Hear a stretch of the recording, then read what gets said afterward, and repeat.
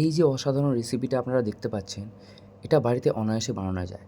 আপনাদের আমি আজকে পুরো ডিটেইলসে বলব কীভাবে এই সুন্দর রেসিপিটা আপনারা বাড়িতে ইজিলি তৈরি করতে পারবেন।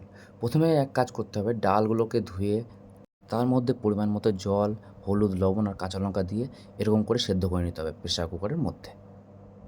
এরপরে একটা অ্যালুমিনিয়ামের বাটিতে অল্প তেল, অল্প পাঁচফোড়ন আর একটা হাফ তেজপাতা। দেখতে পাচ্ছেন কত গরিব আমি? একা গোটা তেজপাতাও নেই আমার কাছে, হাফ তেজপাতা দিতে হচ্ছে।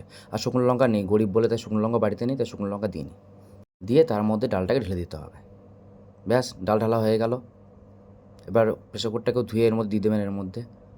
কোনো কিছু ওয়েস্ট করা চলবে না একদম। এবার ওভেনের ফ্লেমটাকে ঠিক এতটা বাড়িয়ে রেখে দিতে হবে।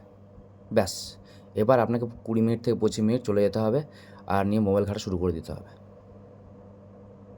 এবার আরামসে মোবাইল ঘাঁটুন, আপনারা রিল দেখতে থাকুন। দিয়ে ঠিক 25 থেকে 30 মিনিট পর এসে দেখতে পাবেন আপনার রেসিপি রেডি হয়ে গেছে। ঠিক এরকম দেখাচ্ছে রেসিপিটা। হয়ে গেল না? খুব ইজি প্রসেসে আপনি এই সুন্দর রেসিপিটা আপনারা তৈরি করতে পারবেন। তবে হ্যাঁ, এর জন্য মায়ের কাছে মার বা গালি যেকোনো একটা অবশ্যই খাবেন।